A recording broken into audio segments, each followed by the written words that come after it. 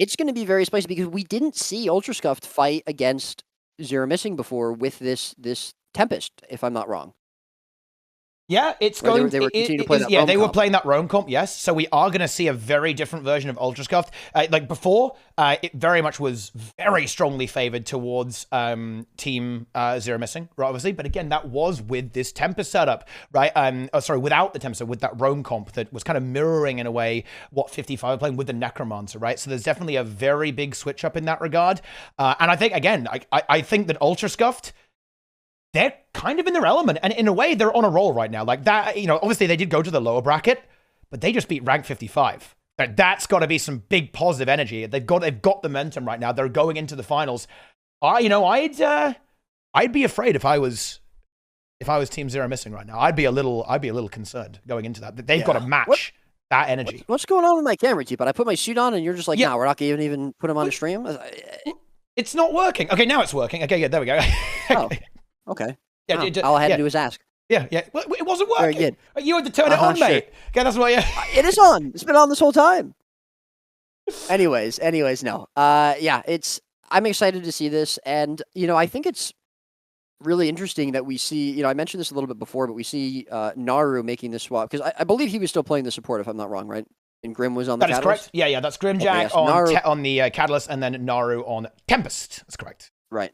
Naru on this support role, which again, we saw him play support for a pretty long time when Firebrand was meta. I don't believe we ever really saw him playing the core guard support. That was typically going to be always Zeromus. But, obviously with Zeromus not able to attend it, someone had to step up, and Naru was the one who did so, stepping up to fulfill that role.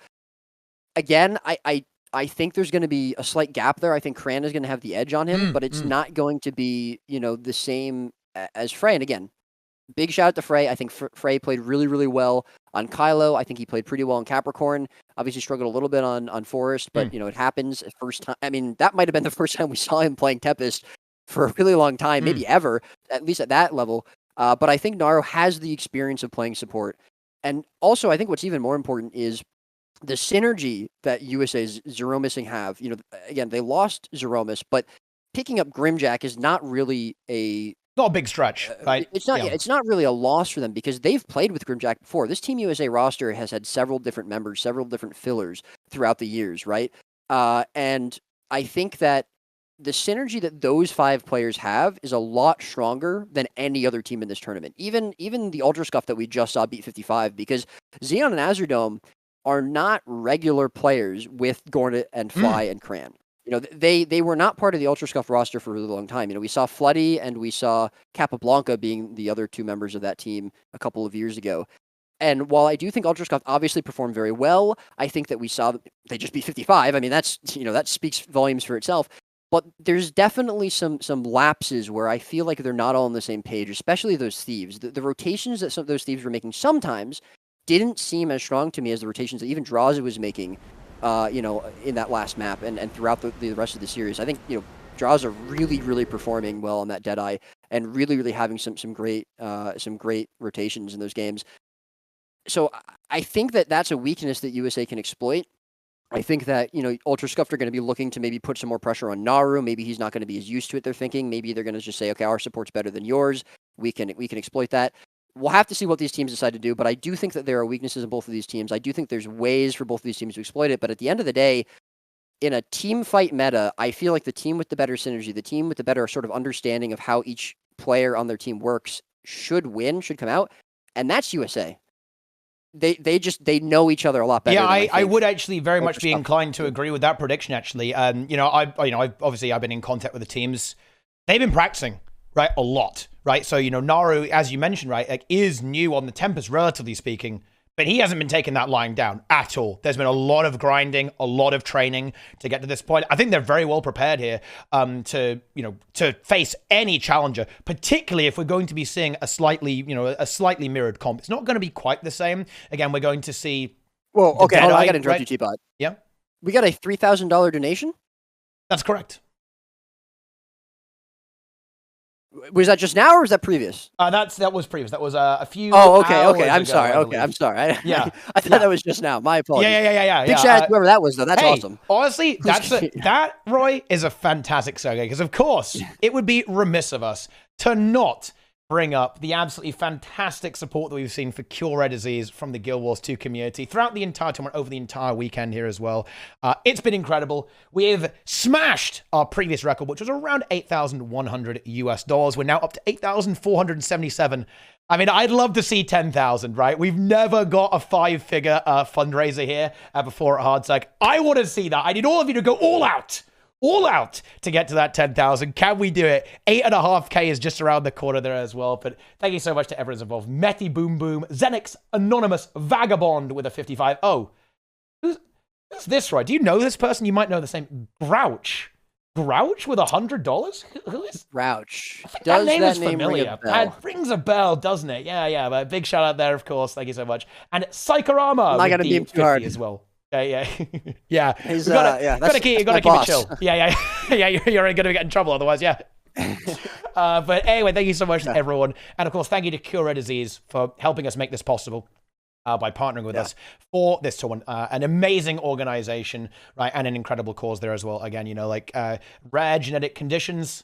They aren't good, right? They're very difficult to deal with because of their very nature, right? That genetic component is difficult to treat with conventional medicine, and that is why we need a lot of research into that. Research, new technologies, new therapies, new medicines. That's exactly what Cure Rare Disease is all about, right? And you can learn more with !CRD in the chat. And you can go ahead and donate with !donate or !CRD. It's in there as well. You can go and see it, right? It's the links are all there. There's a link below the stream as well. Go click on that, and you feel like supporting that? You're an awesome person. I'd love to see that. And do not worry if you can't contribute money. That is awesome. That's fine. I mean, you can go ahead. Spread the word. Tell everyone. Get everyone hyped up for the grand finals of Mercy of the Arena and our part in the charity Cure Rare Disease. So thank you so much to Cure Rare Disease. !CRD. Read all the information. Click on the links. Get in there. Have some fun. Support charity. We're having a great time. But we're actually just about ready, I think, to kick it off, right? Did we do map picks and bans already? I believe. Hang on, let me go to thing. I think we're actually just about to start doing that. In fact. Let's go ahead and go over to that interface. So obviously it works a bit different because we need 5 maps. So basically we're going to do ban, pick, and then we get default map at the end. So basically we have another round of picks that are going to slightly adjust the way how this works, but it's basically the same. I think we're about to go ahead and start that any second now. Just waiting on the teams. I'm actually going to very quickly go and be right back as well because... All right. I am melting, Roy. Okay, we're in sync here, right? We're both in small rooms. The heat is definitely on right now. So I'm gonna quickly go grab some more water, actually, because I've already drunk all of it again, which is impressive, actually. But I'll be right back, and we'll get started on our picks and bans in just a few moments. And actually, before I dash off, I just want to actually call out a few of those donations because we're actually up to $8,625. A great surge there with Neslin with the 5. Hey, wait, what is this? My UI thing is like, please unban. Sorry, Phoenix, you demand. Wait, what? What did you do? Okay. Ijamon with the 100. Legendary Lynn with the 221. Dawncaster with the 20. Erlian with the 20. Thank you all so very, very much. Okay, let's push for that 9,000. Let's make it over 9,000. I'm going to be right back in just a moment. I leave you in the capable hands of Roy. Yes, indeed. I will do my best to keep you entertained, chat, while Teapot is away. I don't know, obviously, because there's a delay, if we have the pick and ban maps up on the screen now. I believe that's probably Teapot who has to do that. So I'll just let you guys know, because I'm in the map. They're doing it in the map. First ban of the next series is going to be Coliseum, banned away by Team Zero Missing. We're just waiting on Ultra Scuffed, I think, to find their first ban. But yeah, I hope you guys are all doing well. It's awesome to be back here casting for you guys and casting with Teapot as a guest of this tournament. I miss it a lot. I'm glad I could be here. I hope you're all enjoying so far. I hope my rusty casting voice and ability is not alarming you all too much. But yeah, I hope you're all doing well. Hope you all have been enjoying the show so far this weekend. And entertain me. All right, yeah, absolutely. But yes, I appreciate everyone coming out and supporting the stream, supporting the tournament, and of course supporting CRD, which I won't go into too much because Teapot just did, and Hellseth has been doing an excellent, fabulous job, something that I could never match, promoting that wonderful, wonderful drive there. But yes, make sure you !CRD in chat and check it out. But yeah, it's very fun. It's very good to be back. We are. Oh, wait a minute. Did we get the first ban? Temple is going to be the first ban. by Ultra Scuffed. So we've got Coliseum and then Temple banned. Unfortunately, I don't have a wonderful little graphic to show you all. I can't draw. I don't have anything to draw with either, so we'll have to wait for Teapot to get back to switch that screen over. But yeah, Teapot comes back in a suit and tie. That would be nice, wouldn't it? He'd feel the pain. Although to be fair, I've only been casting for an hour or whatever. Teapot's been here the whole time, right? So I think it's okay. We can let Teapot get away with looking a little more comfy, I would say, than I am maybe. But here we go. It looks like the first pick is going to be Capricorn, and the second pick is going to be Forest. Oh no, I think we missed some here. Oh, Kylo was the first band, so it was Coliseum, Kylo band. Legacy was the first pick. Temple was the second pick. Capricorn was the third pick. Forest was the last pick, which I believe leaves us with Skyhammer being the fifth and final map if we reach that. What am I wearing below the suit? Gym shorts. I did not feel that I should put on my suit pants because I think I would definitely die. I've heard my dad works today in it. That is not true. Ugh. But yeah. Oh, is that Teapot back? There he is. I have quite an hilarious, humorous fashion. I will actually just tell you exactly what happened there. This is ridiculous. Okay? I am a ridiculous human being. I was walking, okay, to collect my water. I take the last swig, the last drink of my water, and I smash myself in the face with my own bottle. I am bleeding now, actually, but do not worry. Oh my God. Yeah. Yes, that is actually true. That it was quite not good actually. There's a good amount of blood, but you know what? That's the blood in the water from Ultra Scuffed tearing apart 55 in the lower bracket files. All right, I'm just role playing. That's all I'm doing is I'm role playing. Okay. Are you okay, man? Should I call a doctor? No, I'm good. Should I call Cran? Yeah, I think I might need some. I need some. I got some bleeding. Need some Condi cleanse right now. Oh no. Fair enough. Well, yeah. Teapot, as soon as you left, the chat freaked out. They said, "Why are you leaving us with this guy? Wait, really? Please come back." Yeah. They said, "Who is this man?" They don't know who I am anymore. Yeah. I'm a stranger in these lands. Oh yeah, that's these things do happen. Okay, that's what happens. Okay, when you abandon us. Okay, how can you do this, Roy? But it's all good. I think we actually have our map sorted. So let's go ahead and go over those. Yes, so, I did mention them. I believe it is Legacy Capricorn? Legacy Temple. I guess Legacy Temple. Yeah, not Capricorn. Legacy Temple, Capricorn, Forest, Skyhammer.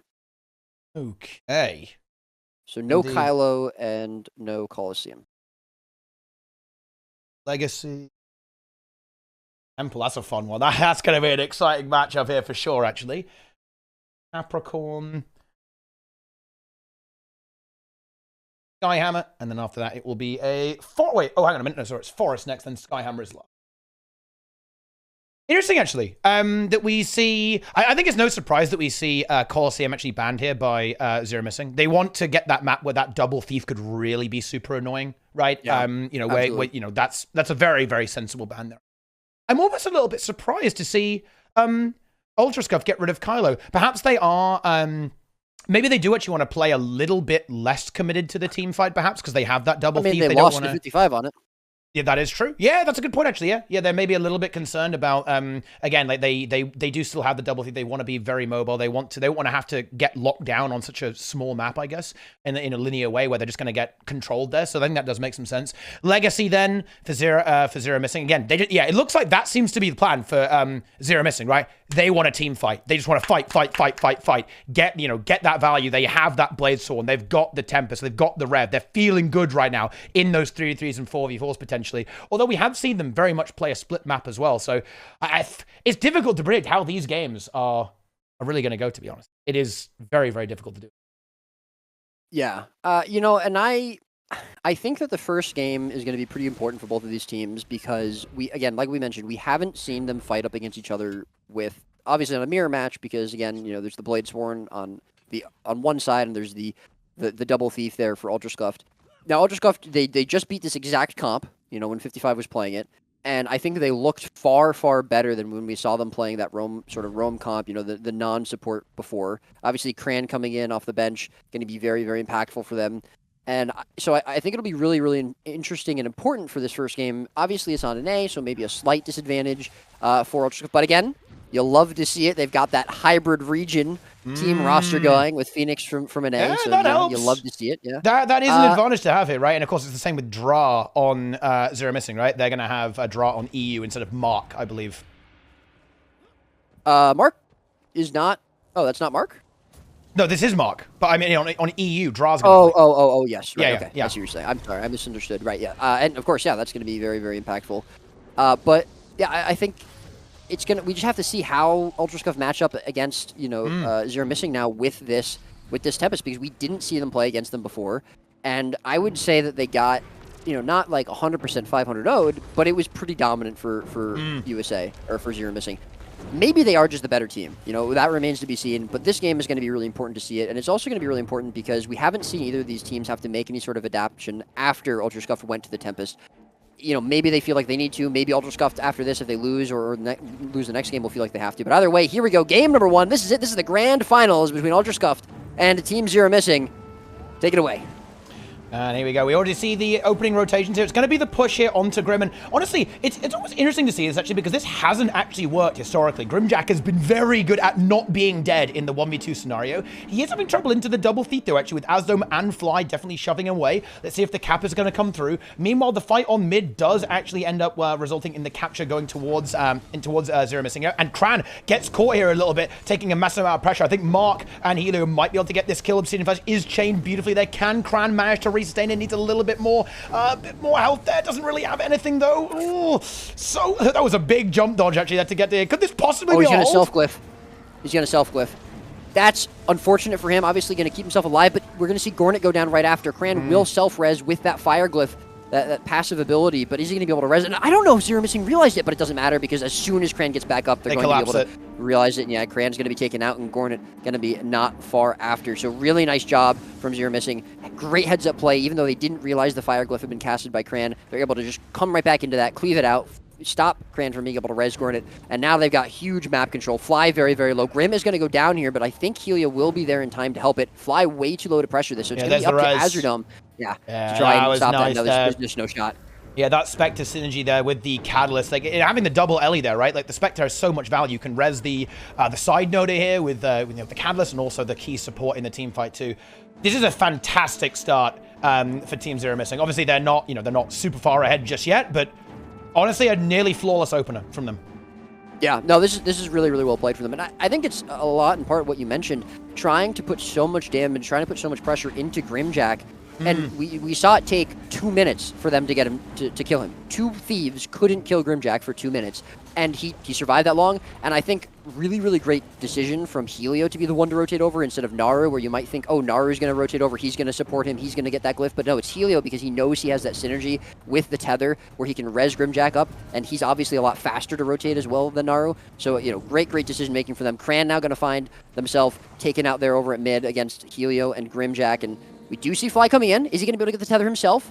I don't know. It does. Oh, unfortunately, it doesn't happen. I'm not sure if it was just there a little bit too late or what happened there. But either way, that's going to be the kill confirmed onto the Tempest. And so far, Ultrascuff finding nothing up against the wall of Zero Missing.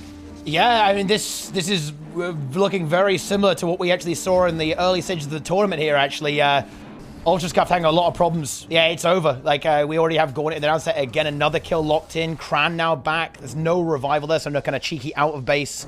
A revive, I think, is possible. Fly kind of going for it. I mean, Shocking Aura might help it, but no, there's way too much damage there from Mark. And CJ Nara still lurking around for support, too. I mean, there's not looking like a way in, really, for Ultrascuff here. They are in trouble. They're in some serious trouble. I think what they need to do here is almost start thinking about this game now. I mean, they shouldn't give up, obviously, but they really need to be very analytical, I think, and think about what's going wrong right now and how they're going to fix it down the line, like in the remainder of this game and certainly in the next matches. They have to regroup, and this is probably the worst map for this to happen on. Legacy, the easiest map to snowball, the easiest map to just shut one team out. when you're ahead. And so it's really unfortunate that we see Ultra Scuffed in this position, but Azadome doing a nice job of just putting a little bit of pressure, just trolling around here over at the quarry and bringing some pressure over there. And this allows the rest of Ultra Scuffed to get back into this game, hopefully regroup and find a way to come back into this game. But so far, every single time we've seen them go up against USA, whether it's, going into Grim, whether it's, Cran getting picked, whether it's trying to fight over at Waterfall, it hasn't worked. However, Helio going to be very low. He is potentially a kill, going to be able to be picked up here. Nar has the glyph though, precasted. The CC is going to be good though, and that's going to be the interrupt. So far, Ultra Scuffed looking for the first kill of this game. However, the hard res is going to be better, and Helio's going to be back up on his feet. Now, Gornet going to be the one in trouble. He's very low. Nar takes a little bit of pressure, but it's not going to matter as Fly going to fall himself, and I don't think Cran can res both of those players. He does go for an Earthcast glyph, and he gets both of them. Unbelievable. Cran is out of his mind, but unfortunately, Gornet might be out of his life as well. The Glint Heal going to keep him alive for a couple more seconds. But Naru's going to be the one who's taken out. Cran goes down as well, so it's going to be both of these Tempests going to be in down state. Mist forms from both of them. CC coming out. That's going to be the knock.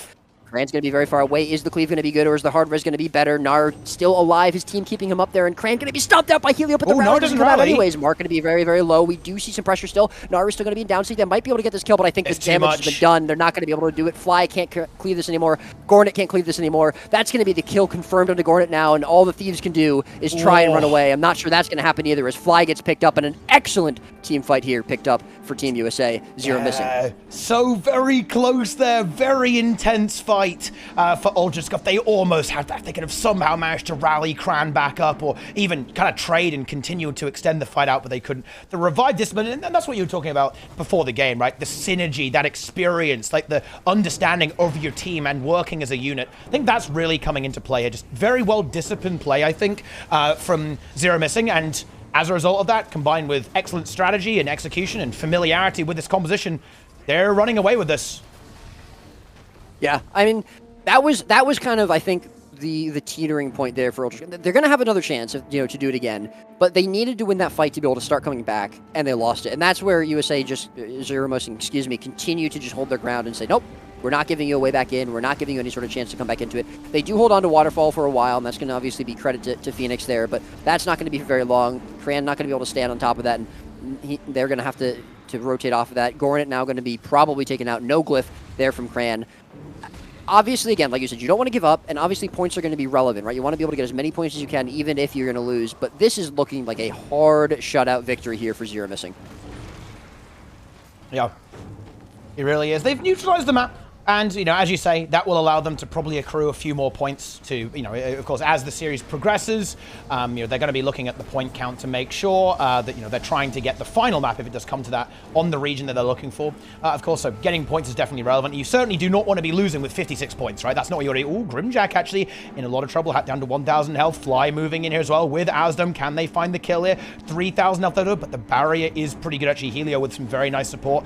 Mark now coming in, should be able to peel out Grimwell. Some good kiting here. However, and actually a very big shoutful. They might be able to turn that. Yeah, they do turn that. That was very nice there from Helio. Like, excellent timing on that elite skill. That pull, just very devastating, Roy. It is a terrifying ability.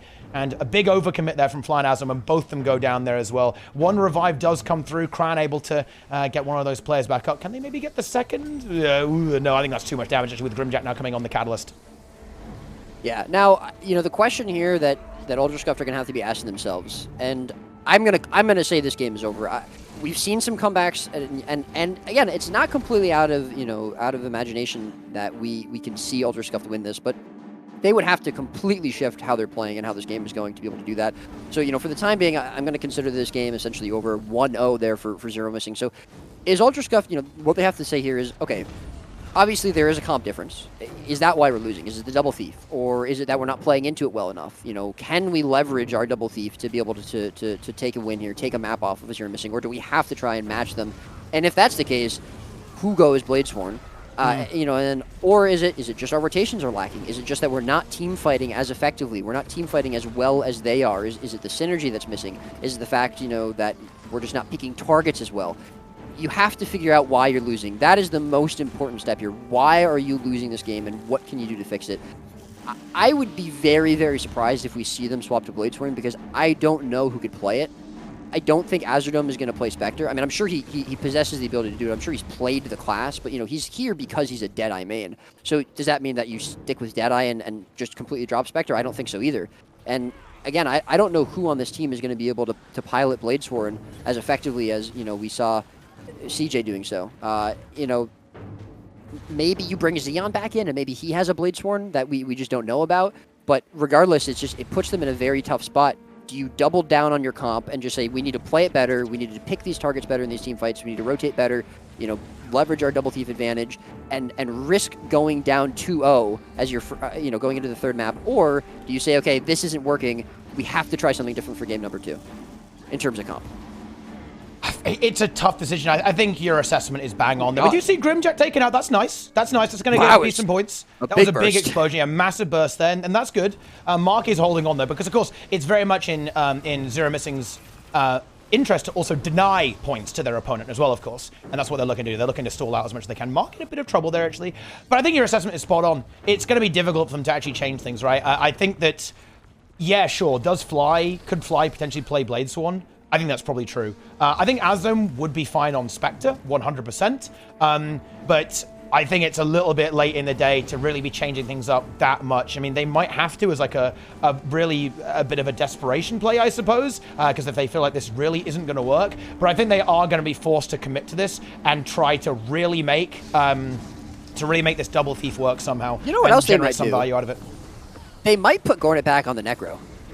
I don't think they should necessarily, because I don't think Necro is better, but I feel like they just might be more comfortable, and Gornet is just, he's been able to be taken out time after time again, and I'm not saying that's necessarily because he's a bad player or his Revenant, his Herald is even bad, but he's a Necro player. Everyone knows him as a Necro man. He's played Herald a lot. He's definitely piloted this spec before, but it's not going to be the same. It's not going to be his comfort pick, and I would be interested to see if they might just say, listen, Core Necro might not be as good, but if you can stay alive on it and get pressure out, you know, maybe we can burst people down with the Lich. You know, maybe there just isn't enough projectile denial from this red team to stop the Liches, to stop the Core Necro. Maybe that's a choice they'd make. Again, I'm not saying that's the right choice. I'm not even saying that I think they should do that, but that is certainly something that I could see them doing, because we've seen Gordon already piloting that Necro so far in this tournament. Either way, though, that's game number 1, a very decisive, very convincing victory here for Team Zero Missing on Legacy of the Faux Fire. Game number 2 will be coming up, still on an A. Ultra Scuffed, though, they have to do something different here if they want to extend this tournament playtime. Not looking good for them. No, absolutely not, right? Like, Zero Missing really putting in the work there and showing that they're prepared. They're prepared. They've got their strategy. It's a good strategy.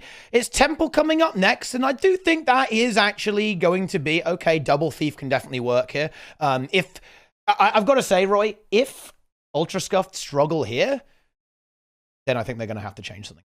Right? They may try and repeat this. If there's a place to play Double Thief, it's definitely here. But if they can't win on this map, then I think this is where I believe we saw 55 beat USA on this map. I'm pretty confident, right? In their first set?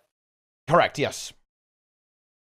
You know, I mean, it's possible we see Ultra Scuffed go back to what they were playing originally. Maybe they throw Xeon back in and they go back to the Tim, because I think that is what 55 was still playing when they beat them here.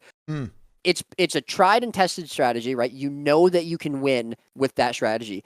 And it's possible they go for it, but I don't know. Again, I don't know if that's the right call. I think obviously with the Double Thief, that might be enough, you know, on this map alone without trying to take Kren out, without trying to pull Xeon back in. So that might not be the call they go for either way. Look at this. The Necro. It is the Necromancer. Necromancer. He's bringing it in. But I just don't know if that's... Is this the map for that, though? Do we want to do that here on Temple? Yeah, I think Herald is... I think you just get more value from Herald on this map.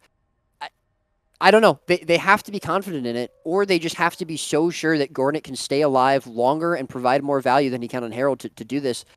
It's a huge gamble. It's a huge risk because, again, you come into this map thinking you have an advantage because of the map. Oh, and there it is. There's Xeon. Yeah. Okay. They're going for the Roma. They're going to play that Roma style, so we do not have Kran in the mix anymore. I'm gonna flex a little bit. My brain is giga huge. Just saying. Roy with the massive intellect there. Okay, he's leaking the script ahead of time there, actually. Like, we knew we had the scripted relog in there. So there it is. But yeah, we're going to see the Untamed. And, you know, we have seen some success with this, right? Like, the Untamed can absolutely punish. And to be honest, the Untamed can do pretty well into the Catalyst, actually. The Catalyst, yeah. This is something that we saw Boyce do really well, actually. He was able to hunt down these Elementalists and punish them pretty aggressively with these Greatsword, big Greatsword mauls, all that kind of stuff.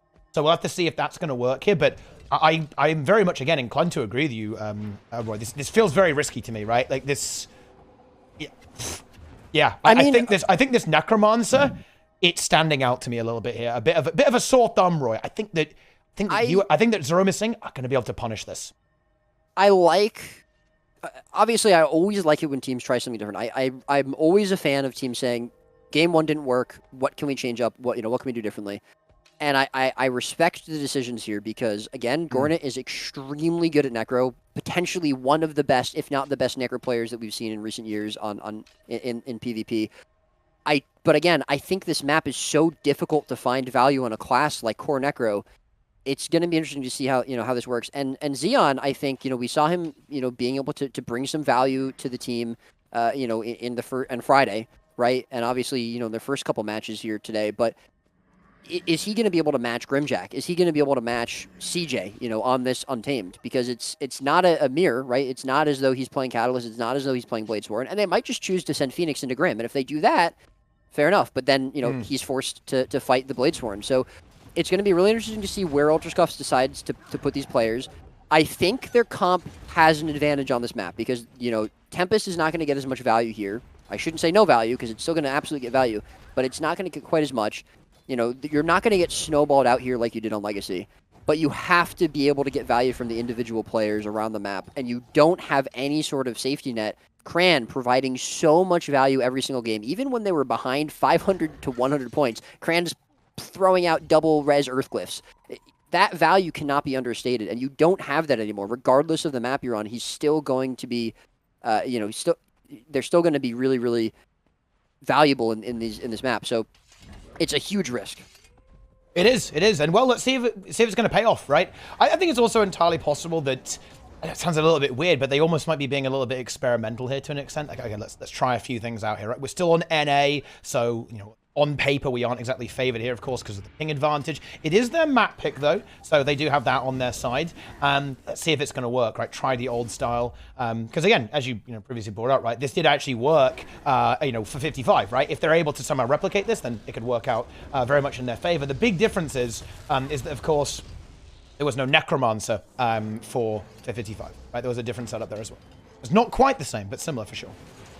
Yeah, and I gotta be honest, I think the Bladesworn is gonna do more than the Necro would here. Yeah, for sure. I think, but we'll see what happens. Gornet, extremely capable Necro player. We'll see how that works out. And it's not as though this is the first time, for him to be playing in here. But either way, it's gonna be Temple, a very important game here for Ultrascuffed. 1-0 lead though, as Zero Missing gonna be feeling themselves pretty well. Gornet now gonna be trying to contest middle node, and the rest of the nodes gonna be contested. Grim over here at the Temple into Phoenix as well as Azadome, plussing that. On the other side of the map though, we're now going to see CJ up against Fly. Yeah, I really have to question this decision to focus Grim so hard.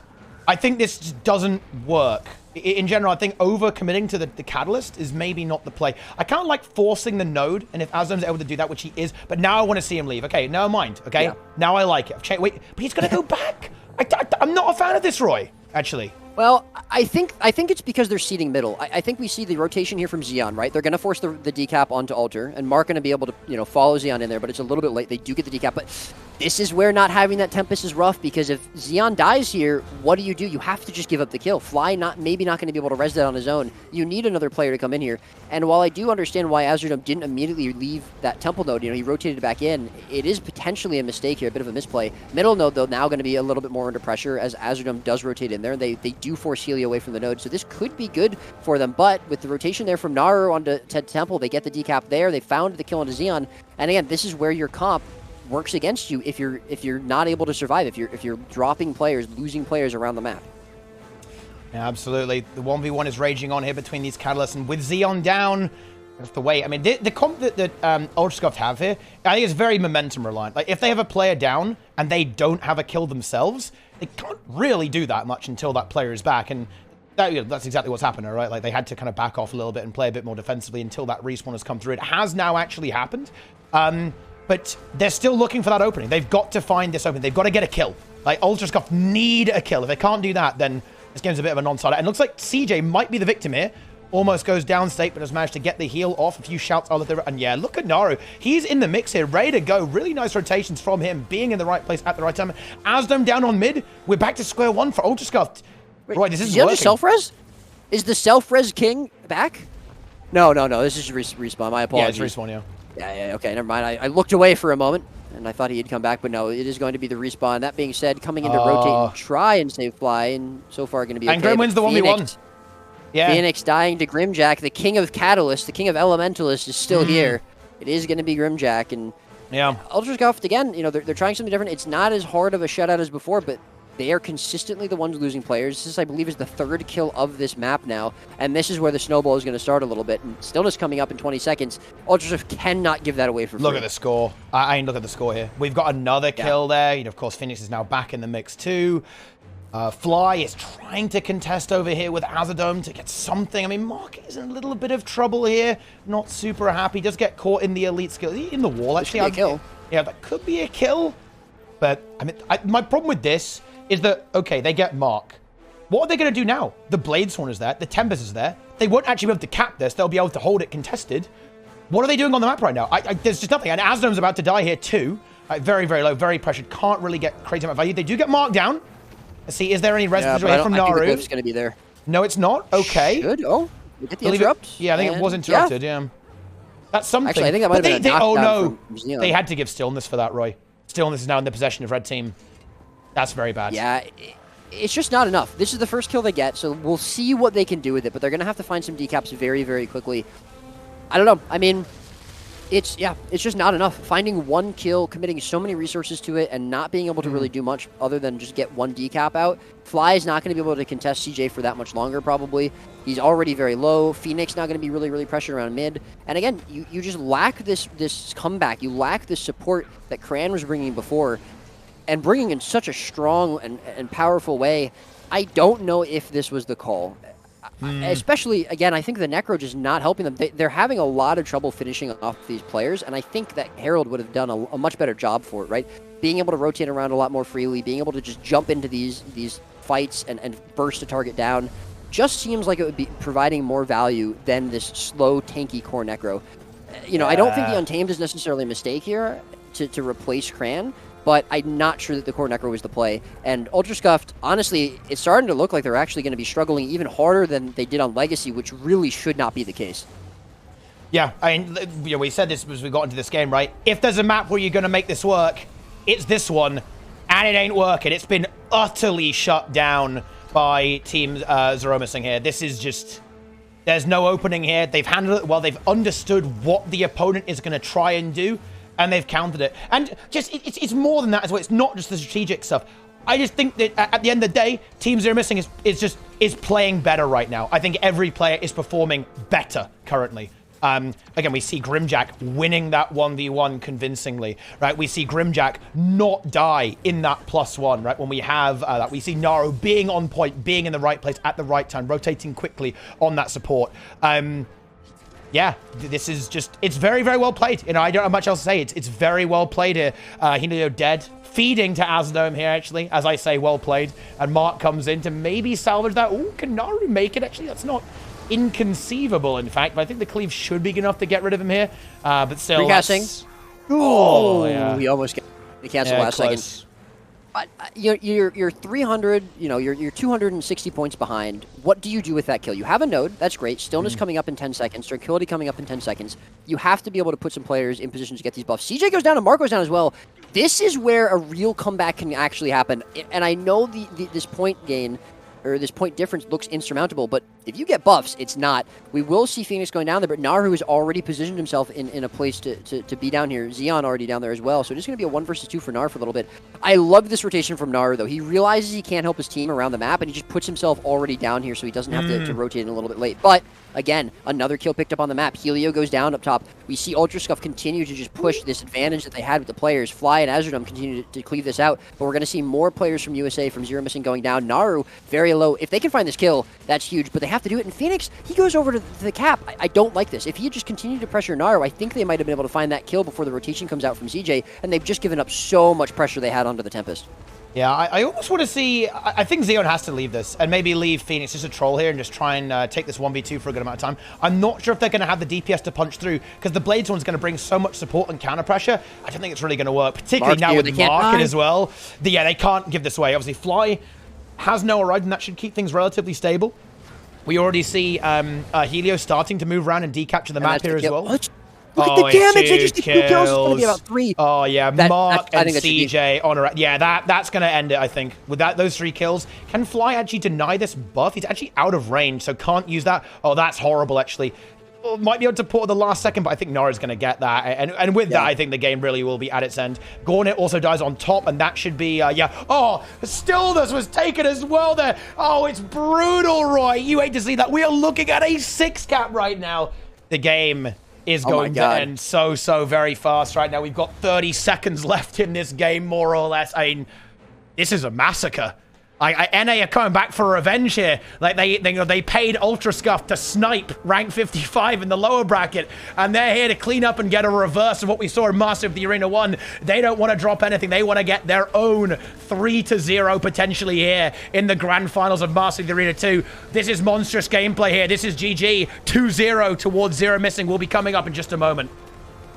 Yeah, now, first 2 games here in the set looked very, very good for Zero Missing, right? I mean, Legacy, they got shut out very hard. There was not a lot to really talk about positively for Ultrascuffed.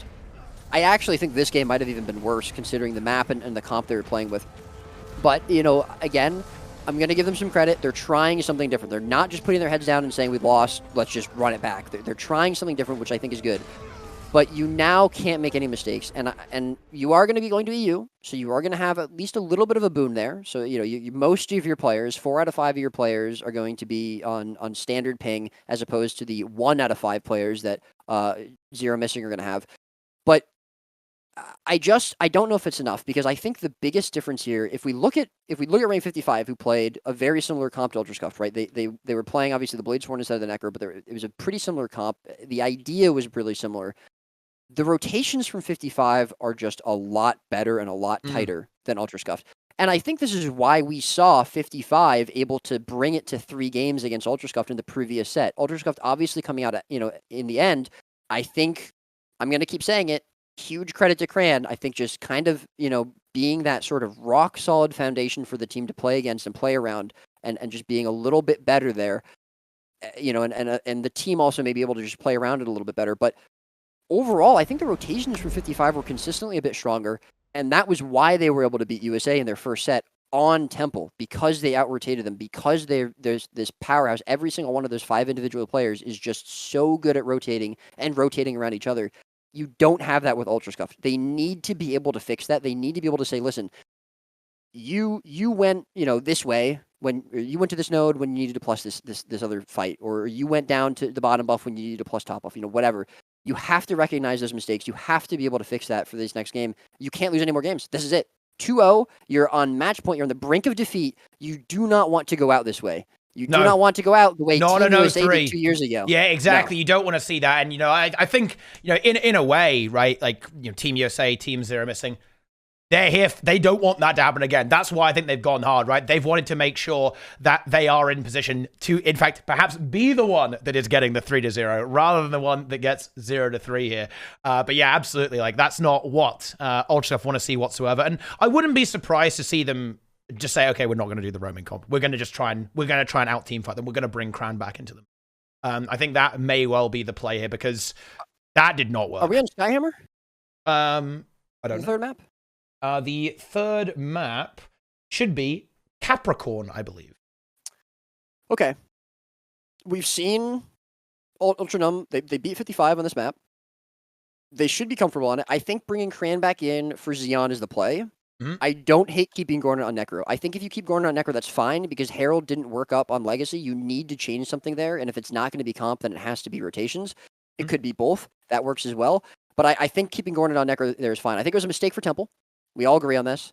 But I think for this game, it's fine. But yeah, I want to see Cran back. Nothing against Xeon. Excellent player. I don't think Untamed is necessarily a bad spec, but it's not bringing the same thing that Cran is going to bring on Tempest. Not only for the class, but for the team. You need that Tempest there. And USA know this. Zero Missing know this. That they're rotating around Gnar really well. Gnar is rotating around them really well. So I'd be pretty surprised to see Cran not playing this one. We'll see if they double down on it. I think it would be a mistake, but if they make that mistake, that's it. This is the final mistake they can make, right? This is the last life. They must make this work. This must work. Whatever they've got, whatever energy they have left over, they need to unleash it now. It's kind of come down to Capricorn, an explosive map, that's for sure, as we, again, saw them able to defeat rank 55 Dragons here. But the thing that I'm kind of struggling here a little bit, Roy, because that was a really close game. 55, they were absolutely, making it difficult for Ultrascuff to win. And of course, that was when 55 had essentially adapted to a different composition mid-game. This is what Team Zero Missing has been doing all tournament, and they've been practicing it as well, right? They're super comfortable with this composition, with this strategy. I think they've got to be feeling good going into this, right? They're doing fantastically in these fights right now. Everything's been on point so far. They've just got to win this map. It's on EU, so they are going to have ping disadvantage. However, they do have Draw. They're going to sub in Draw for Marks. They've got the Revenant at least with really good ping, but. I mean, it's looking very scary, I think. And we are seeing, I believe, the adaptation going back to what it was. I think we're going to see a Cran addition. Cran will be back, but Gornet on Herald again. I mean, all right, maybe they don't feel that Gornet was the problem, and that's absolutely fair. I don't think that Gornet was necessarily a huge detractor for them. I just feel like, maybe he's more comfortable on Core Necro. It's so weird, though, that they chose to put him in on Necro for Temple, but they're not doing it for this game. That does not make any sense to me. It's possible, what? Maybe they just got nervous. Maybe they were just like, all right, look, Gornet, you're dying a lot. Let's put you in Necro. Doesn't matter if it's Temple. And now that they felt that didn't work, they're bringing him back in on Herald. Decision making, maybe not necessarily, the strongest suit here. But regardless, that's what they're going with. I think it can absolutely work. We saw them win with this comp. We saw them beat 55, what most people would have considered the strongest team in the game before now, on this map. They're on EU. They're back home. They're comfortable with this ping. Cran is back. It's definitely possible we can see this, but they have to play extremely well. And I think that the rotations we saw from the Thieves on this map here before when they were fighting 55, I think that can be exploited by Zero Missing if they make similar sort of mistakes. So, but we'll have to see what happens. Either way, this is match point with your global finals. Zero Missing on the red side. They're up 2-0. To Ultrascuff, to have fought so hard to be here, coming back up against 55 through the lower bracket. Let's see if they can make it work here. This is their final chance to do so. Game number 3 on Capricorn. Yeah, here it is. Let's see what the opener is going to look like. I think we're going to see a similar thing. Again, we're just going to position this. I mean, they've done this every time, right? They're just going to put Grim on this node and see what happens, pretty much. And it's been working out pretty well. Asdome is here to try and defend this push, but actually, it's going to be the Revenant with Draw coming in as well. There needs to be a responsive Fly is going to be exactly that. And already, I think the opener, just good. From Team Zero Missing. They've been super aggressive here. They've completely put their opponents on the back foot. They're going to get nearly 2 nodes off the back of this and really put pressure on. However, Draw is extended here. The focus does go onto that Herald there, but actually, Phoenix in a little bit of trouble. Needs some support from Cran. Cran trying to negotiate their way over towards this node, is able to make it and actually peel out that Catalyst fairly effectively, and the fight rages on. But again, there's already that 1 node ticking away. Asdome will have to 1v1 Helio, and actually Helio gets a big catch there. Asdome in a lot of trouble. If a few more attacks land here, that Deadeye is going to be in a lot of trouble. However, Fly into the Bladesworn middle, I think that's actually pretty good. The Spectre can actually kill the Bladesworn, so assuming these fights don't resolve elsewhere, and that allows Zero Missing to push in and then help the Bladesworn, that will work out well for Ultrascuff. But actually, that's not going to happen, Royce. Gornet is already down state in this fight, and Cran CC'd with no glyph available. Yeah, glyph comes up now. Phoenix is trying to hold the hard res. Is he going to be able to retarget it? I don't know, because of the wall in the way, and he doesn't. That was a huge knock from Mark there. Gets cleaved out, and Cran is unable to find that glyph. It burns too. So hard, but yeah, they just couldn't get it there. The wall was blocking them from being able to find that glyph onto Gornet, and you hate to see it. Either way, though, it's going to be the first real fight of the game, going the way of Zero Missing. Helio getting pressured out here, though, by Azurdome, who's found a bit of a recovery on this side. He's actually going to go for the kill over the decap, which I like to see, if he can find it here. See if it's going to happen. Helio trying to kite it out, and it looks like Azurdome just going to opt to go back for the decap. Give up the chase. I mean, this is, again, Everything's been answered right now. Like, Helio is in a bit of trouble there as I'm chasing him down. I think Helio should be okay here, actually. Has a few wells and a bit of Shroud to try and hold on there. Definitely a scary moment. I don't think Naru will be able to rotate. And yeah, when you do see Helio go down, that's definitely something right now for Ultra Scuffed. But again, this fight on middle, this is the problem that we were kind of alluding to, Roy. Red team, teams are missing. They're just better at playing this comp, it appears. They're just doing it better. They're winning the fights. They're getting it done. And here we go. We're going to see Gornet go down. Say, does get actually saved by the shallow grave. Yeah, that was shallow grave. But it's not enough. Gornet's still so low. There's no glyph for Cran available. So if there is a down, it can't be recovered. Teams that are missing, they're just playing better, flat out. Draw goes down, but Naru does have the glyph available. Let's see if they can pressure it. The knock is good. That might actually have stopped it. The cleave is going to be good as well. Gornet finds that glint heal. They're going to be able to find a kill here. This is where they can break back in. This lead, 70 points, that's nothing. They can easily do this. They have a node already. Bell coming up. It's the perfect time to find a kill, and they find another kill on Naru. That is massive, and Helio not in a position to find Shallow Grave. There's no tether for him to rally from. Very good. They need to get this bell, and they need to get it fast. They do not want to get locked in here. Cran going to find their way over to the bell, so they will be able to start capping that up. And we do see Helio bringing some Azurdome over to the dock. This is good for Ultra Scuff, but they need to rotate into Azurdome if they want to hold on to this node. It looks like they're going to choose instead to rotate into Grim, which time after time again we've seen not really work for them. Yeah. But I think they forced a decap. It is value. They now have to get to bell, though. Grim a little bit more pressured than he usually is here because, of course, they were disengaging that mid-fight, so they got a bit more luck with that, but I don't think we see a kill here. I'd be surprised. I do like forcing the cap there. I think that's going to prompt Grim to actually push in, and that actually might make him vulnerable as Fly is lying in wait to potentially get a quick kill here. Gornet following up here on the Revenant. We're going to go for that right now. There's the port in. Will a kill be done? But no, actually, Gornet just gets obliterated, actually. A great target switch there from Team Zero missing there. Gornet so very low. Has a block available. It's the glint heal available too. So there's the reason, and here it is. This is a big moment here. We've got a full all-out 4v4 Thief 1v1 off to the side. Let's see what team is going to make this, and I think this is where that Blade Sworn is going to pay off, Roy, because that extra support, that massive area damage from CJ is going to be so valuable in this team fight, I think. Yeah, Gornet's still taking a lot of pressure. Cran does have their glyph back up, so if Gornet goes down, Cran will hopefully be able to try and get it a second time here, or rather the first time, the second kill now. Azurdome having a lot of trouble in this 1v1 against Helio. Grim rotates in, but Fly rotates in as well. Both Thieves now, Helio and Azurdome going to leave. Back to the team fight we go. At the moment, it's a bit of a stalemate. You know, this isn't the worst place for Ultra Scuff to be in, but they do need to obviously find a victory here. It's not enough to stalemate it, as they still are going to be about 60 points behind her. So Naru going to be locked in very hard. He's going to be under a lot of pressure. Great tornado from Cran. And again, they find the kill onto the Tempest. This is starting to look a little bit like how they were playing up against for rank 55, consistently finding that kill onto Frey, onto the Tempest, the support for rank 55, and they're doing it here now against USA. If they can continue to find pressure, continue to find kills, that might be a bell cap for them. Draw still around. He could port up into Phoenix. We do see CJ in a position to contest as well. They might just be trying to sort of reset a little bit, contest, and wait for Naru to come back in, and they do get a decap onto Bazaar, but it's going to be answered by a cap onto Fly on the other side of the map. And again, Ultra Scuff finding some life in this game. They're really coming back into it. I think there should be a cap onto Bell. Yes. They should get it, yeah. But I think it is really worth noting and crediting Zero Missing for not really losing that much. They recognize, okay, yeah, we're going to stall it a bit. We're going to have CJ be super annoying.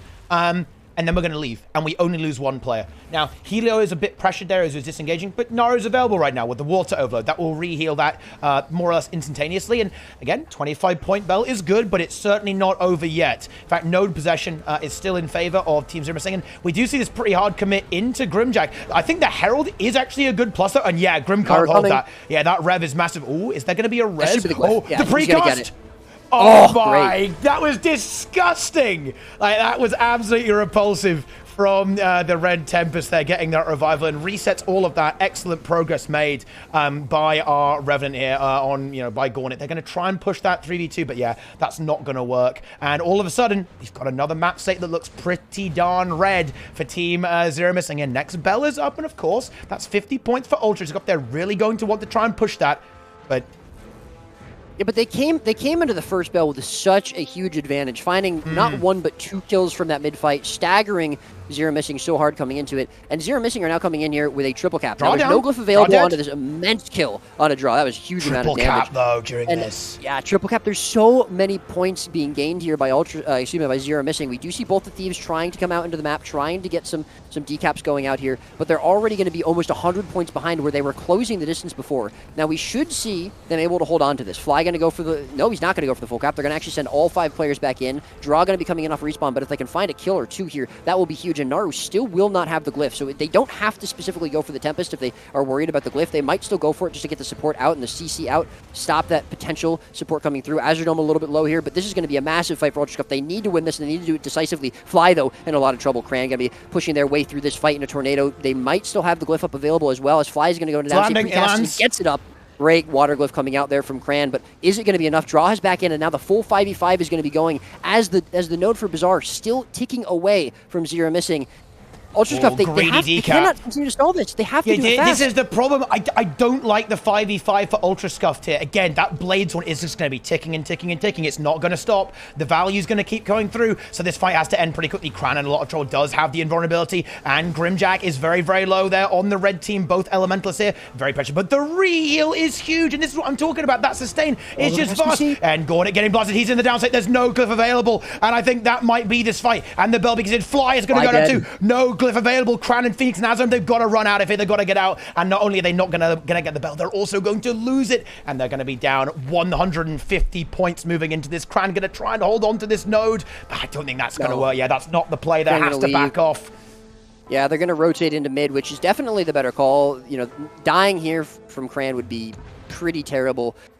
They might be able to go and rotate in and support Phoenix, who was in a lot of trouble as well. They do get the middle node capped, which is nice, and it's only 25 points from this first bell there for Team Zero Missing, so it's not completely over. Next bell will be coming up in 20 seconds, though, and if Phoenix dies here, no glyph available from Cran. That's going to be pretty bad. There might be a shallow grave available, but Azure Dome, or excuse me, Fly, not going to be in a position to do that. The Harvest, though, is coming out. Are they going to be able to get a huge knockback from Gornet? But I don't know if Cran's going to be able to hold on to this. No, Cran going to have to see that. They're so very, very low. They don't have a lot of cooldowns left to get out, and Cran might be the next one. He is. They're going to be going into downstate here. Azure Dome, Gornet not able to support them. Bell coming up. That'll be 50 points on the board for Zero Missing. This might be the end, Teapot. Yeah, this is not looking good whatsoever. 50 points are more or less guaranteed here. Fly may be thinking about contesting, but no, has to concede it. 366 rather, to 208. And I'm starting to smell a bit of a 3-0 for NA, Roy. It definitely looks that way. This game is obviously a lot closer than the first two were, but you know, we've seen a huge team fight loss here from UltraScuff, so you know they might not be feeling they can match it. They've got players around the map near the nodes they own, but not in really good positions. Cran going to be coming in. Is there a glyph available? There is. Precast. Does he get it? Yes, he does. Huge rotation there from Cran coming in off of respawn. They did such a good job coming in there just in time to save Gornet, and that's going to be massive. Middle node actually not going to be able to be contested or capped there by Zero Missing either, and if they can continue to contest this other node, this dock node, that might be enough. Bazaar, though, does get decapped. However, we do see Fly in a position to contest it. Cran, though, so very low. They cannot go down. Azure Dome very low as well. Phoenix now going to be trying to rotate in, but is it going to be in time? They have to get these nodes and hold on to them. A minute and a half till the next bell. They cannot give that up to Team Zero Missing. Neither of these players really want to stand on this node. Both of them very low. No glyph available. Gornet going to be so very pressured. He's going to go down, and Cran can do nothing but watch. No glyph there. I think the overcommit to this node was a mistake. They really needed to give that up a little bit earlier. Yeah, in some ways, I kind of like that they were really trying to squeeze every drop of value, but they definitely pushed it too far. You're absolutely right. And there's the punish, right? Like you kind of can't get away with that against a team like Zero Missing here. I do like this that Fly's been actually stalling the Catalyst here, denying that value. Double Thief is now in the mix, but the Tempest is here now, and that's going to completely stabilize Grimjack. There's no way he's going to ever die in that +1. And look, that dock is such a big problem right now. Map gets neutralized there, of course, after the collapse of Gornet. Without Gornet, they just don't have that playmaking potential, that damage, that hunt, that predatory nature of the Herald there. They just can't really find anything. And with the amount of sustain and stability that's brought to the table by the composition of Team Zero Missing, it's not going to matter. Yeah, Fly 2% as well, goes downstate. And I mean, some of these choices from UltraScuff just not. I mean, they're just overcommitting. I think they're panicking now because they feel like they have to contest these nodes so hard. They really cannot do that. 30 seconds until the bell comes up. Fly will be back in off respawn. They've equalized side nodes. They're 100 points behind. If they can find a kill here coming into this bell, his draw is pretty low, burns the Glint Heal. Naru will have Glyph available, but they might be able to find some follow-up pressure onto him. They have an advantage coming into this bell. If they can get the bell and decap quickly enough, I think they can come back, but they have to do it now. 10 seconds now into the bell. There's really not a lot of pressure now into Zero Missing. Great regroup, great resustain there from them. And they're now moving on to the bell. There's a disadvantage here for them, although Cran will have Glyph back up in 10 seconds, but the pressure is on because all Zero Missing have to do is hold on to one node. They honestly could just give this belt for free if they want, but of course they won't. They're going to stall it out. Anything works for them right now. Moves now. If they want to push it, that's absolutely fine because it instantly wins them the game, right? And they're good in the 5v5. They're good in the 4v4s. They're happy with that, right? If they don't want to give it up, awesome. They can get themselves probably at least a double cap, maybe even a triple cap off the back of that. There aren't that many paths that lead to losing the game right now for our red team, I think, Roy. And I do actually like what Helio's doing here. Like, of course, during this, the Thief, Fly very wisely trying to fish for the decaps around the map to give Ultra more time to actually fight this bell. But Helio was absolutely on that, denying that. And it's 40 points to go. This ain't looking hot. It's looking very, very good for Zero Missing. They win off of Bell as well. Draw going to be pretty low over at mid, but he's about to find the kill into Azure Nar going to be pretty low, pressured out there over to Bazaar. That's probably going to be a downstate, but I don't know if they have enough time to really make anything work with this. 20 seconds. They have to break through not only Naru. Well, now he's going to be. I think it's look at the rev. Look at draw. He's AFK. As well. Got Asdome. This node. It's GG. Game's over. You're right. That's right. I hate to say it, Teapot, but that is going to be GG and Team USA Zero Missing. A slightly different name, a slightly different roster, but mostly going to be the same. And that's Bring their way back GG. From 2 years ago, going down 9-0 to rank 55. There it is. Finding 3-0 in the finals. Well played to them. GG's to UltraScuffed, bringing us to these 3 games. Hard fought victory here on Capricorn for Zero Missing, but very well played to them. 3-0. Yep. And they are your masters of the arena. A long road there as well. There's been this dynamic. NA have always been perceived as that underdog, right? The team that gets to finals but then rank 55, send them back. But no, not this time. No. Team USA, Zero Missing, whatever you want to call it, however you want to slice it. They get back into this. They come into this tournament with a steely determination, and they absolutely dominate it with an absolutely incredible, commanding 3-0 grand finale into UltraScuffed. There's no question about it, Roy. It is undisputed. They are your masters of the arena, and they are the strongest team for 5v5 PvP in Guild Wars 2. There's no ifs, no buts. They prove it here and now where it counts there with an incredible performance there. Congratulations. Awesome gameplay there from Team Zero Missing. And you know what? I also want to say massive shout out there to UltraScuffed because that upset, I love a good upset, Roy. And when we see UltraScuffed take down 55, that's exciting. History repeats itself in one way with that, with of course UltraScuffed or rather Ultra Numb taking out 55, and then history inverts itself, of course, with rank 55 Dragons. Well, not rank 55. Team Zero Missing getting the 3-0 and getting it done. Yeah, I mean it's really incredible that we see another 3-0 finals. Obviously, I think most people would like to see closer matches, or a closer set, I should say, all 5 games. But it really speaks volumes, I think, to how dominant one team ends up and how, when they find a meta that works for them, they run away with it. It was the same thing with 55 2 years ago, last Moda. Same thing here now with Zero Missing. And, both 55 and UltraScuffed, great teams. Great teams. They just were unable to match them. And, again, like you said, huge shout out to UltraScuffed having that upset against 55. I love the upset as well. I think they played their hearts out. They really pushed 55 to their limit and surpassed it. So, congratulations UltraScuffed for that. But, they just were unable to do the same there with Team Zero Missing. Credit where credit is due. Well played to Team Zero Missing. I think it's awesome to see how, you can come from a couple years ago where everyone sort of said they were behind the meta. Now they are the meta. It's great to see it. GG's all around. Well played to all teams in the tournament.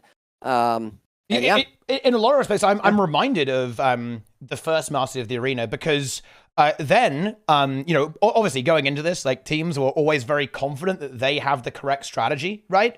But we almost saw the reverse, right? Like in the first Master of the Arena, NA was very confident in their Firebrand strategy, right? But then, it turns out the EU was a little bit ahead, like with that Tempest. This time around, I think I think it's pretty clear, right? EU were very confident in this roaming style, no support, like supportless meta essentially, playing with that Catalyst, right? And just roaming around that with lots of damage output. Yeah, turns out that wasn't really the way to go there. And Team Zero Missing, Team USA, NA, ahead of the game here a little bit and lock it out in, with a perfect strategy and execution of that strategy. Yeah. Yeah, it's a little hot in here, so I'm and the tournament's over, so I'm going to be tripping down a little bit. I can breathe again. Yeah. No. Wow. Keeping this PG. Just taking the jacket and tie off. Oh my God, that feels so much better. Yeah. Anyways, yes. I also just want to say thank you, obviously, for having me on as a guest there at the end. It was very fun, very enjoyable to come back and cast the Teapot. I missed it. Hopefully we can do it again sometime. But shout out, of course, to Helseth, to Rom for coming in and casting. I was honestly blown away by Helseth's casting on Friday. I thought it was excellent. It was very, very entertaining, really, really enjoyable to listen to. And of course, Rom bringing the energy. So shout out to them. Not that I was involved, but considering how flawlessly and how smoothly this tournament ran, I would presume your admin team was working away very hard in the background. So shout out to them as well. Shout out to all the players, all the teams to come through. 10 years later after Guild Wars 2, we still can get a great turnout for an awesome PvP tournament. You love to see it. So big shout out to all of them. And of course, all the people that came out and watched and donated. Extra shout out there to CRD, !CRD in the chat, guys. Make sure you support the cause. It's a wonderful cause. Lovely to be partnered with them for this. But yeah, I had an excellent time casting. Thank you very much for having me. It was wonderful. Happy to be here. And yeah. Yeah, it is always a pleasure. It's good to keep in touch, right? Good to have you back on the show as well. So thank you very much for Roy. I know that obviously you're a very busy man these days, and it's fantastic to have you back. And absolutely, I would love to get that organized in the future for future events and so on and so on and so on. Yes, I really want to echo that as well. We've got to the end here, and yeah, thank you so much to everyone who was involved here. Like our admin team they're stellar. They are unbelievable. Like Lynn, Plenix, Jester, and Magitech have been working day and night behind the scenes to make this as smooth and effective as it was. I'm sure you remember Master of the Arena 1, Roy, when it was just kind of you and me running that. Went around to like 9 hours, I think. And thankfully this time, I guess I was the problem then. Yeah, apparently, yeah. That's what we've got. That's the conclusion we can draw from that. But yeah, this time I was holding everyone back the whole time. Yeah, super smooth. Right, this time they did a fantastic job, and so thank you so much to all of them. And yeah, again with the casting there as well, to Nos, Rom, and Helseth. So much insights there and so much entertaining, like fun stuff. Right, like a great variety of opinions and banter, and just incredibly intelligent and insightful analytics on what's going on there as well. Of course, I really also need to extend another massive thank you to the developers that helped out. A lot of the time I've been slaving away trying to make these tournaments work, but this time I had some help from some of the most brilliant programmers and designers I have ever encountered. Which it's been an absolute pleasure to work with them. The design team with Chocolapic and Noz. I mean, look, you guys saw the overlay. They utterly knocked it out of the park, in my opinion. I really hope that it made it an enjoyable, engaging, and immersive experience. A little bit more. We've got a few more things planned here. Me and Choc are already cooking up the next one. So stay tuned for some more advanced overlays down the line. But yeah, I mean, simple as that. Like, absolutely incredible. From that stuff as well. Of course, the development as well. Plenix was also a big assistance there. And indeed, Mythos as well, who's truly someone who is plugged into the Matrix and knows exactly how everything works. Without some really, really clever programmers, that overlay simply would not have been a feasibility. I've got to give myself a bit of a pat on the back, right? And I would. It's not bad. For those who are interested, actually, I did actually do a quick count. The code that powered this is around, I think it's 15,000 to 18,000 lines at this point. So it's a pretty big project, okay? There's a lot going on to make this work. So pretty smart stuff, sophisticated stuff going on there in the background to make Master of the Arena 2 a possibility. So yeah, once again, thank you to everyone who really helped out with that. It was pretty darn epic. It really was. And I'll say this here as well. I've been talking a little bit on stream recently in my my regular streams about how I often don't feel very satisfied. I go, oh man, that was rubbish, right? Yeah. There were so many things wrong with it. Yeah, this was good. Yeah. Oh my God. Yeah, this was I don't good. believe it. I'm sorry. Say that again. Yeah, it was good. To my ears, Master of the Arena 2 was good. Yeah. Wow. Oh yeah. Well, I'm glad to hear that. I'm very, very happy to hear that. I'm glad you think so. Because I agree wholeheartedly. I think it was great. Very well run. Yeah, exactly. And yeah, and again, everyone involved, absolutely incredible stuff. And of course, to the teams too, right? For giving us some incredible games, right? We had some awesome performances from all the teams, some crazy comebacks, of course, the bit of a cheeky upset there in the lower bracket, and just pure dominance from our eventual victor as well with Team Zero missing. And a very deserved win, right? Indisputable, right? Absolutely no questions about it. And a little bit similar to the original Moda, right? There's no questioning that. There was no kind of luck or anything like that. Nothing weird going on. It was clean. It was dominant, simple as that. And yeah, that's incredible stuff. And then finally, then we've got to talk a little bit about Cure Rare Disease because, as much as we want to make it exciting to the viewers, we also want to get some hype there for the players. And thanks to Cure Rare Disease, we've been able to get a $3,000 prize pool set up there with a little bit more on the side from our community contributions as well. And yeah, a massive thank you to them for partnering with us to make Master of the Arena as possible and as great as it truly, truly was. So thank you so much to them. It's an unbelievable cause. It's one that I personally love, right? It's battling the unfairness in the world, the unfortunate nature of genetic diseases that currently are not really treatable with any current cures that exist in modern medicine. So please go ahead and learn more about that with cureredisease.org, !CRD, to get the links for that on how you can donate and support this charity event. I probably will do a little bit more after this. Maybe like another few days to keep the campaign going. I kind of want to push it. I want to see if we can get above 9,000, right? Like we're so close to 9,000. We really are. And that is what we love to see. So get over there right now. Hit some big donos there. And of course, thank you everyone so much for being involved. This is actually a record, by the way. We've done a few events with CRD before, and our record was around $8,100 between me, Mela, and Sneb, who were all going for like an epic, crazy charity marathon thing there as well. And we've completely followed that through. Right, we followed through here, and we've got that full extra bonus goal there as well. And I'm just going to go ahead and read off the final ones here as well. We have NXY Games with the 20, Krabnarok with a 420, Anonymous with 25, Make Sneb Partner with the 50. Thank you all so very much. I will be leaving this campaign up for a few days. Right, after this, so you can absolutely still go for the push if you want to kind of throw in a bit of cash. There's all to get us to that 9,000 to maybe even push for the 10,000. So, hey, we appreciate that if you possibly can. But yes, of course, simply spreading the word, raising awareness is also a very important thing. And I'm very proud and very honored to be able to actually do that on a platform here in the Guild Wars 2 community to raise awareness of a very, very important issue in our world right now, and try to make the game a better place, and also try and make the world a better place. It's been my pleasure to do that, and it's been awesome to see the response from the Guild Wars 2 community. Fantastic stuff. Yeah, absolutely. Yeah. And of course, we're going to be, rounding out the tournament. I actually, look, okay, I'm going to ask you for a favor, right? I'm going to ask you for a favor here a little. I want to actually let the admins, I'm going to go join the admins in a call and actually let them have a few words here as well in just a moment, just to kind of round it out. But also, don't go anywhere. Do not leave, because I would really appreciate it. This is my personal favorite from you to me.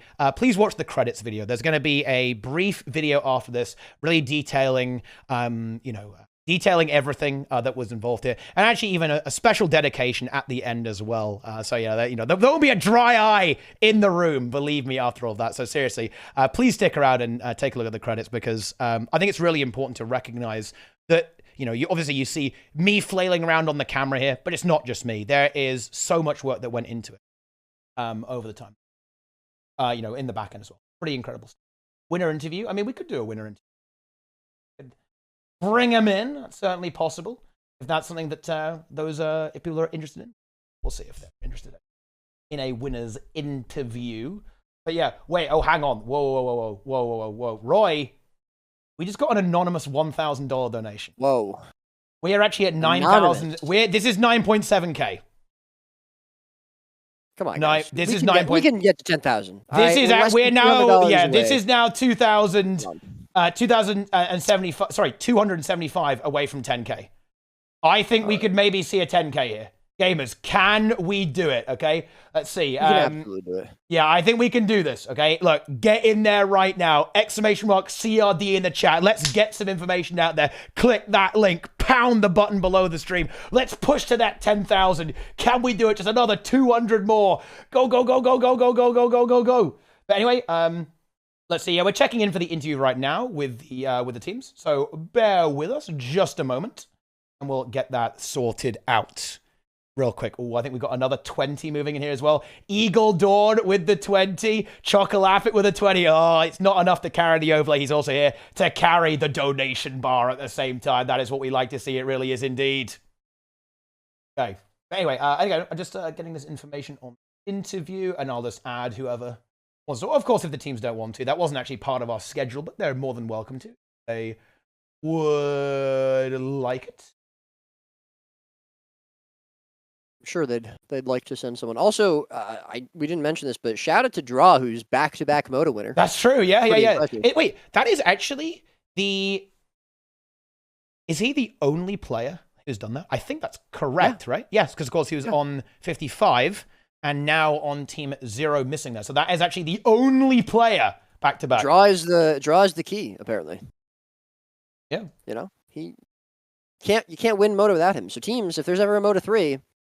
Go get Draw, and I think exactly. That's the lucky charm. No draw, no win. Yeah. That's the true one. You know, people have said no Boyce, no win, no Sid, no win, no Abindo, no win, and so on and so on and so on. But actually, it was Draw the entire. Yeah, it was Draw the entire time right there. And that's happened. Donation. Yeah, we're in. We've got Anonymous with the 50, Arentix with the 50, Anonymous with the 10, Butter Peanut with the 50, Anonymous with 100. I can't believe it. Right, that's it. 10K? That is $10,024. Well played, everybody. Awesome to see the Guilders 2 community come out. Not surprising, but awesome to see the Guilders 2 community coming out in favor of an 10,000. You should all be very proud of yourselves. This is all going to a wonderful, wonderful place. So really nice to see. And thank you all for supporting the cause. Thank you to Curator Disease for partnering with Teapot. That is just remarkable. It really is. That is remarkable. You know, I think it's honestly worth noting that we started today at around 4,500. So we've actually done 6,000 in one. That's incredible. Day. Anonymous with a 20, Anonymous with a 10, Kegs Prime with 25, Anonymous with a 50 as well. Wow. Apparently, I am going to be called. The admins are setting up some interviews. Probably add you as well, Roy, as well. I think Lynn's going to set everything up. Of course, you know. If you want me to be there, I'd be happy to. But obviously, it's not necessary for me to be there. I'm not officially part of the tournament. But up to you. Up to you. Oh, nice. Here we go. I can hear the Discord. The Discord sound is here. Right. Okay. I'm joining the call. I'm not sure if you're being added actually. Oh. I'm in God's got it covered. Yo, what have we got here? Is this Masters of the Arena winners? That's right. Yeah. Hey, where's Roy? Yours truly. Yeah. Now, you know, I've got to open this. I've got to open this with a little bit of banter, to be honest. Oh, no. Oh, we're not going to play. Zeromus isn't here. Oh, move the tournament 2 months. Yeah, what about now? We got, no. Do you still want me to move it? You want me to move the tournament again? Yeah? You need to get the timeline right. You need to get the timeline right. There was a balance match that, to be honest, was very in our favor after Zeromus could not make it, because the issue was we just did not have the players. But Catalyst becoming good obviously made it very easy, because we could get Grim, and he's really, really good at the Catalyst. So, and I just subbed Zeromus's role, had to practice on it a little bit, and then we pull. Yeah. I mean, do you have any kind of overall thoughts after that match? You know, I imagine coming into this tournament, there's definitely a lot on the line here. Obviously, in the first Masters of the Arena, it was difficult, right? Ranked V5 were incredibly powerful and were able to win fairly decisively. Were you worried about that potentially happening again? Or were you going in super confident, like very confident in the strategy, again, feeling that the meta was on your side with this Catalyst pick coming into play there? Like, what were your thoughts kind of moving into the tournament in terms of mentality? I was a little nervous because when I saw the EU qualifier, I saw that they opted to not play support at all, and I was like, "Oh no, I'm on the role that is contested, and if their comp is more superior, that's going to be just really meme for me twice." But obviously, it worked out. We knew that if we forced them to play Tempest, we would beat everyone. That's what we knew. And yeah, it definitely worked out. Do you think We just it had was to adjust to rotations. Do you think it was a mistake for 55 and ultimately Ultrascuff to try to match you, or do you feel that your composition with with what you have there, the tools at your disposal, is able to handle that roaming style effectively, and it essentially shuts it down? No, I think they should have matched because I think especially 55 after Capricorn, they realized that we had the rotations figured out when it came to the roam comp, and there's just too many maps where you could just force a team fight and get kills. And when you kill anyone on their team, there's no reset.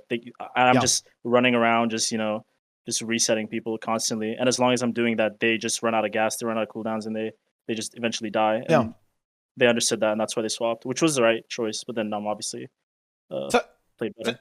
So now that I actually want to talk about something that also happened. It wasn't a game that you were involved in, but the Ultra Scuffed versus Rank 55. So Ultra Scuffed managed to actually upset, right? Were you happy about that? Were you potentially worried about the 55? We were cheering. We were happy. We were cheering them on. Yeah.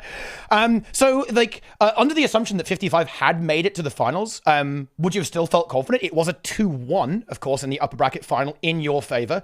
Did you feel that you'd actually adapted even further? Would you have been able to replicate that 3-0 in the finals, even if it had been 55? Or do you think it would have been a potentially closer series if Ultra Scuffed had not managed to snipe them for you?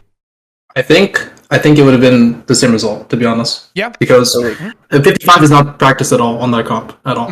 Yeah. We were very practiced. Just like this week, Frey has like almost no practice on Tempest, and I'm pretty sure Draza hasn't played that new thief build either. Yeah. And Misha's new on Kata. So yeah, the odds were in our favor. As Grims, we were very practiced in that particular composition. We were not very nervous. We were confident. We knew what we were doing. Kylo, especially, when we played that map on NA, we did make a lot of adjustments mid-match, realizing the rotations we needed to make and where we needed our players to go. So we felt very confident. We had all of our best players on their best specs. So we were very, very confident about what we were doing, and we knew how the fights would go, and what we needed to do to win them. Absolutely. Yeah, and the results really speak for themselves. Just incredible gameplay there. I mean, clearly a lot of thought that went into the rotational stuff there, the strategy, and in general, individual players absolutely popping off there. I think Catalyst being incredibly impactful. A lot of teams just continuously trying to kill Grimjack and failing again and again and again, even in that 1v2 situation. Everything just seemed to come together very well. I mean, I have to say, just congratulations. Do you have any final thoughts, anything you'd like to bring up, actually, regarding the matches, the tournament as a whole, the metagame, just anything, really? Do you have anything that you'd like to say? I think, no cap, I think Worms could have got second or first this tournament if they qualified, but they didn't. Really? So you were a bit worried about Worms akimbo mode? Performed really well in scrims. Very well. Why do you think that was? What were they doing that was problematic to your composition? They just had obviously they scrim more than us, right? Because I've been busy with school recently, so I haven't been able to scrim as much. So they've been spamming scrims with almost every single team, and they were the first ones to play Warrior. Actually, they played Warrior, and they basically played our comp. The comp we're playing right now, they played it first, and we just adapted it from them. Yeah. So again, that mirror was potentially more of the threat, then, right? Like the composition is necessary, to be effective in the meta, then, right? And because the Frenchies, because Akimbo mode had access to that was the concern. And you felt that with the roaming style, that you had the ability to shut that down. So that makes a lot of sense. They actually had some good adaptations to the comp too. They played Scourge? Not Scourge. Whatever the new Necro spec is. And it actually did pretty well versus us. Yeah. I think they played it in the qualifier, but they got farmed by Deadeye. So I think Worms sold. Yeah. They definitely sold by playing, Mirage, Scrapper. Yeah, the Power Mirage, interesting pick. That was they were trolled. Yeah, that was. They were just as good as us in the comp that we won with, and they had more flexibility. Their only issue was that they could not adapt to roam comp. That was kind of their. Yeah, so they didn't have that rotationally figured out, and so they weren't able to handle it with that composition then. So they were only in tune with the mirror, essentially. They weren't ready for the roaming style. Yeah. Correct. Yeah. Because that makes sense. Makes a lot of I sense. think some of the players are like, newer as well. So they like. I think one of them told me like, yeah, we have newer players, so they couldn't adapt as fast. Yeah. Yeah. Okay. Yeah, in that case, I think that will kind of just about wrap it up. I think I'll let all of you go and enjoy your victory. Congratulations. That is truly incredible stuff. Very, very well played. Yeah, GG's to all round. GG's to everyone, all the teams, 55, Nom, Worms, everyone that played, admins. We appreciate it. That was a really good event. Yeah, We were GG's. very hyped, I mean, I'm very fine with the result of this. You know, Yeah. I mean, I'm Yeah, fine you're with pretty happy with it. Yeah, you're fine. You're fine with it. Yeah. I'm fine. Yeah, you know. Yo, Okay, quite all I fine. gotta say is Draw is the back-to-back, you know? Yeah, shout he's out winning. Draw for He's winning. farming, yeah. 100% of the modas that have happened. Only person. Yeah, only player in the game to have accomplished that feat. Truly remarkable stuff. And of course, I imagine, we won't have heard the last from you, as I'm sure a lot of people are aware, this was definitely a little bit of a last tournament for a while. And that is indeed going to be the case. But as you'll see at the end of the credits video, Masters of the Arena is going to be coming back. Can we expect this team to essentially stay together in a similar form to this? Or was this kind of like the zero missing team? Are we going to see any future members, or is this the new backbone roster for the best of NA? I mean, are we going to see more from this team in future events down the line? You'll see the same people for sure. Maybe one or two variations, but it'll be probably much the the same. same core. Yeah, the same core. Sure. I love to see it. Yeah, definitely. Certainly looking forward to all of that then. And indeed, that will go ahead and round things out. I'm going to go talk to the admins because they want to say something, right? They want to, I don't know, they want to make fun of me for being useless or something. I don't know. But anyway, have a wonderful rest of your evening. Congratulations once again. GG well played to all of you. Enjoy the victory. Yeah, it is certainly very well deserved. Take it easy, my friends. I'll see you later. You too. Right. Now it's admin time. Wait, how can I do this without leaking the Discord? I just need to make the Discord go away. Hang on. Otherwise, I'm going to leak, and that wouldn't be good. Right. Admins, where are you? Admins. MightyTeapot. What a evening, what a weekend, what a bunch of gamers. Indeed. Indeed. Yeah. What do you have to say? What do I have to say? Well, first of all, big thank you to all the teams participating because, we can organize a tournament, but without teams, we're kind of nowhere, right? Mm-hmm. And we've unfortunately before, we've had some unfortunate situations in the PvP community before. But for this entire tournament, I'll have to admit, you guys, PvP gamers, if you're listening, you've been an absolute blessing to work with. You guys show up on time.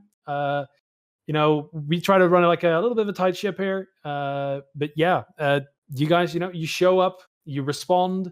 There's no, incredibly long waiting times for anything.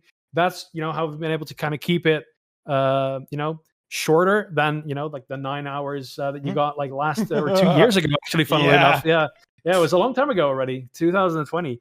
So yeah, like big shout out to the teams, right? And there's actually one other person we have to thank, right?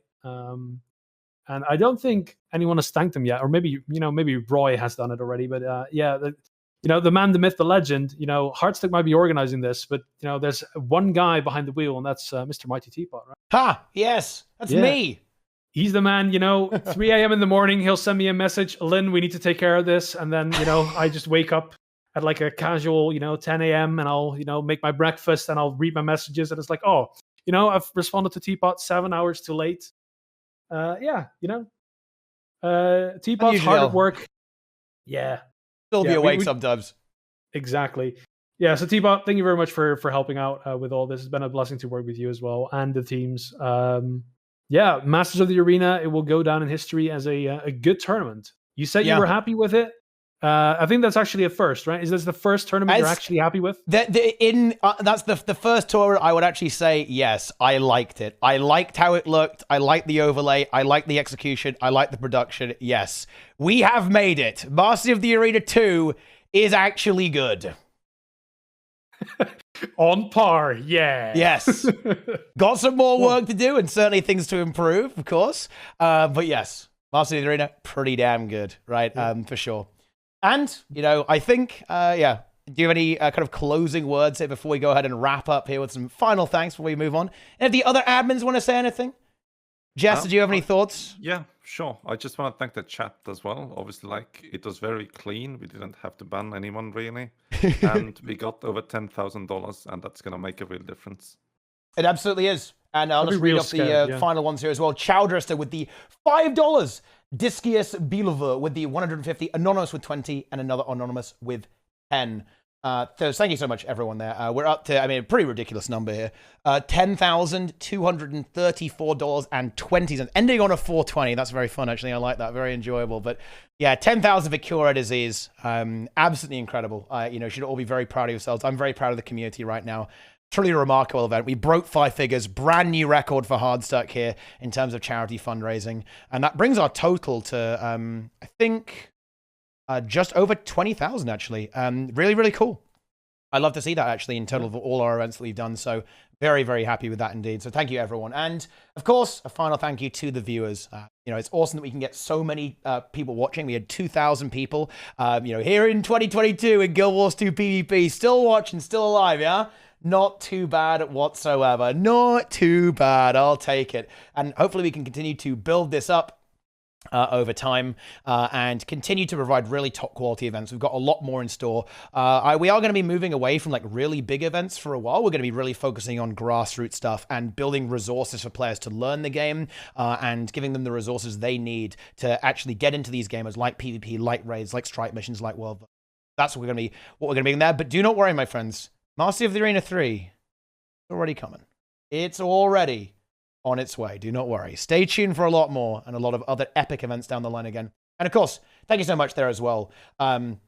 Thank you so much as well to Cure Disease again for helping us out and make this happen with their assistance in building up this epic prize pool. And of course, for all of their support historically and their partnerships in our other previous events. They're an awesome cause. I would highly recommend getting in there and checking it out. It's okay if you don't, you know, if you can't donate, that is absolutely fine. But just learn a little bit, spread the word a little bit, and raise some awareness about an incredibly important issue, which is, of course, the battle against rare and currently uncurable genetic conditions worldwide. Thank you so much indeed to Cure Disease and everyone involved. And that's, you know, about round things out here again. Just huge thank you to everyone involved, the casters, the admins, the players, the viewers. Okay, you know, Cure Disease, right? ArenaNet for sponsoring this event as well. We've got gems from them. Don't forget about that, of course. And of course, the Community Conqueror title for our glorious victors going first there as well. But again, there's one more thing that I ask of you. I really hope that you all enjoyed the show today. We're going to be wrapping up just about now. Hope you enjoyed it, enjoyed the overlay, enjoyed the everything about it. Okay, of course, thank you to the designers for that one. I forgot those guys. Don't worry, the credits video, though, does not forget. Before I forget, I actually need to press a button here to make sure that the credits video generates correctly and looks proper. Go and see if I can make that actually work. All right, I pressed the button. There it is. Yeah, that is going to just about round things out. And again, my thing that I ask of you, please watch the credits video, guys, right? It's only a few minutes long, right? And again, there's a special dedication at the end. I'll leave that as a bit of a surprise, of course. But yeah, please take a look because there are so many people that made this happen, so many people that made this work. And I really want to make sure that their names are absolutely known in the community for the absolute legends and pillars of Guild Wars 2 that they are. So thank you so much to everyone. We're going to go to the credits video right now. And then, of course, we're going to be rounding things out. I'll be back later on this week for more action. And stay tuned on listening to what's up next with Hardstuck, tournament series, our website, and all that kind of stuff. Definitely join our Discord, discord.gg/Hardstuck and hardstuck.gg. Hit that website. Best website in the entire universe. Go check it out right now. Go, go, go, go, go, go, go, go, go, indeed. It was a beautiful weekend. An awesome series of PvP there. Couldn't have done it better myself because it was me who did it. So that doesn't make any sense. But anyway, go have a look at the credits right now. Thank you so much to everyone who has participated. And of course, hit that exclamation mark CRD as well. But anyway, that is going to round things out. Have a wonderful evening, my friends. I really hope you enjoyed the show. Okay, please feel free to share this and let everyone know. Give us your feedback, right? Send me an email. Tell me what you thought of it. Let me know. But anyway, hop on board. Follow all my social media. Follow the stream. Subscribe to the stream. Follow me on Twitter. Go watch the VoDs on YouTube. Post it all over the place. Get it on Reddit. Let's go, go, go, go, go. You know, be all over the place and let's have some fun PvP and competitive action down the line. For everyone here at Hardstuck, I thank you all very much for watching. Enjoy your evening, and please stay a while and listen for the credits. Thank you so much. Take it easy, my friends. Enjoy the rest of your evening. That is it from us.